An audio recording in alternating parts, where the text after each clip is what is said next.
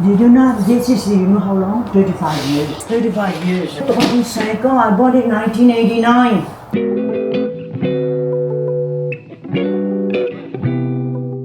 Underconsumption core is the act to intentionally buy less, not falling into trends, buying them, and then just throwing them away a few months later.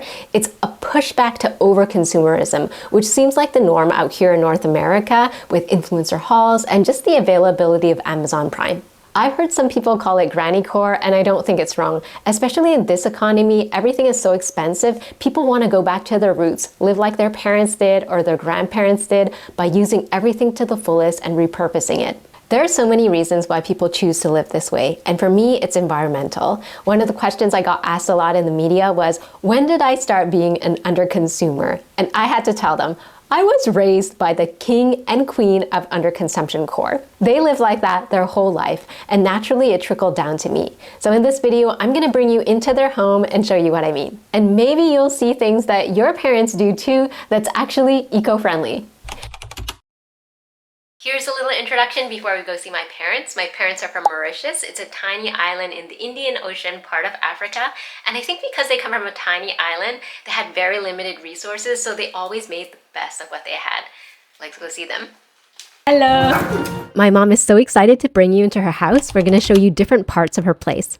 52 years, as long as I got married. So it's your wedding gift to yourself. Yes. I love that they take care of their stuff and use it as long as they can. And the chairs? What did you do with the chairs here? Oh, made a cover on it so that it can last longer and then the material won't be torn. Yeah. So the material is secondhand. You see?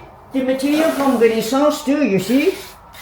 Goodness me, I had to think about how to make it nice. It was scratching here and scratching here. But this chair came with the house. He said, if you want to keep the chairs and getting old, I said, okay, leave it here and make something nice. And they're strong, they're still strong, the frame here. Did you know this is, you know how long? 35 years. 35 years, 35 years. And it's one that you can put you can lift up Yes. See that? Aileron brand. Cycle. I bought it in 1989. 2006, 18 years. 40 years ago. So all your decor is now vintage. Oh, it broke. I open it and I walk on it. It's broken, but they still use it. They're still there. They're still good. They're still functional. So you have your curry plant. My parents also grow some of their own food in this small space, like this curry plant, which they use a lot in their Mauritian cuisine. Oh, so you freeze all the watermelon, the white part of the watermelon. So when you have a lot, then you make your food. You keep them because you can't use all that at one time, you see. It's like a stew with potatoes. They use the white part of the watermelon rind in a lot of their cuisine. It tastes kind of like a chayotte. It's a bit watery, and I guess when you cook it, it's not crunchy anymore, but it has this distinct texture. Zassar Maurice. Zassar is a pickled Mauritian dish usually made with cabbage, but they use watermelon rinds. And then the jam is the white part of watermelon with, you put oatmeal to thicken it. Because it's too much liquid, you know, you can add the oatmeal in there. And then, did you put anything else? Cinnamon? And some sugar, brown sugar. You can always add cookie crumbs or cereal crumbs to make it thicker, you know. Whenever you have bread, the crumbs fall into here, and then you turn them into breadcrumbs. What do you do with the breadcrumbs? Oh, I can add it in the soup. I'll make the sauce thicker. Plus you add your spices, you know. Okay. So then it's ready to use, you know. You don't have to mix one by one, and it's, you know, there's a lot of crumbs wasted when you make the toast, you know. For as long as I remember, my parents used citrus peels as kind of like a DIY air freshener. But you put them all in your oven?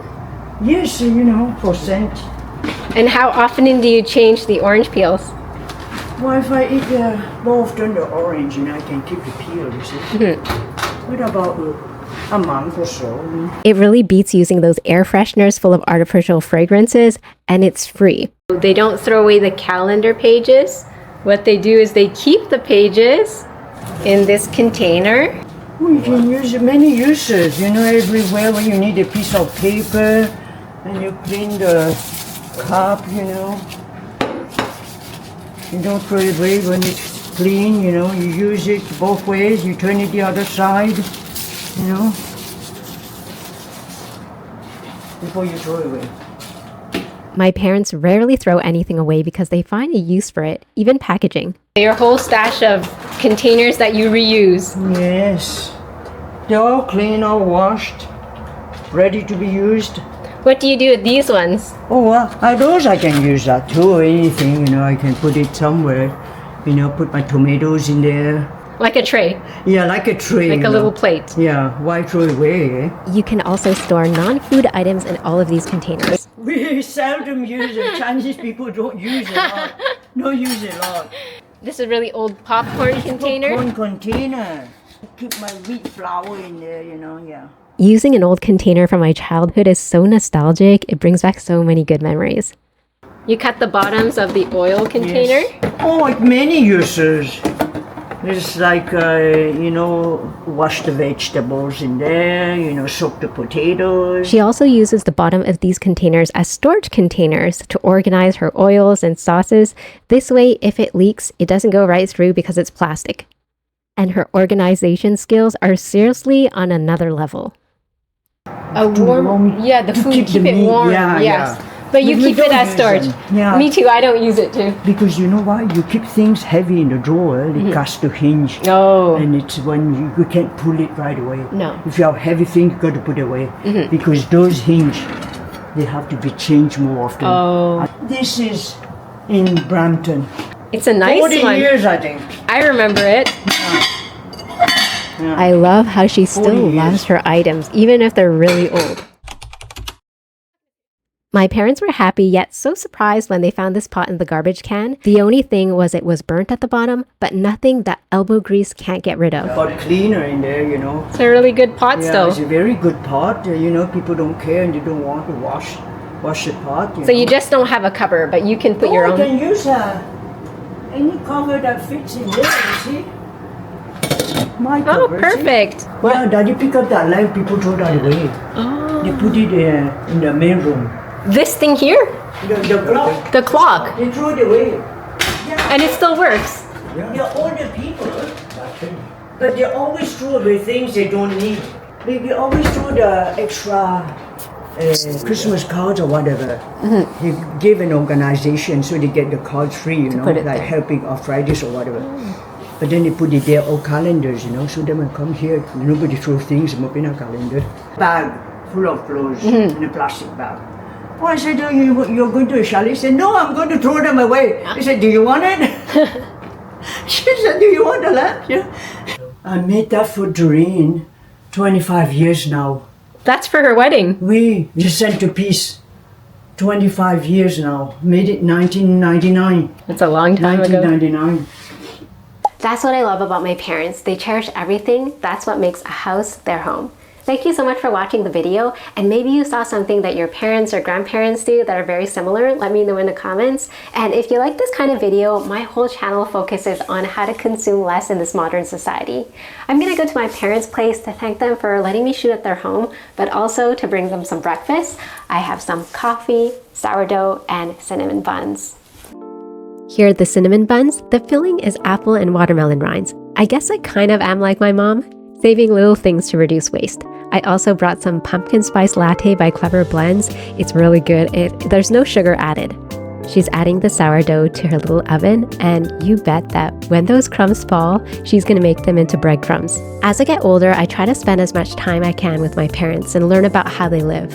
For the longest time, I had no idea what they do is actually eco-friendly. I hope you liked this video, and if you did, subscribe and follow my other social media accounts. My goal here is to try to get people to live their best eco life. I'll see you guys in the next one.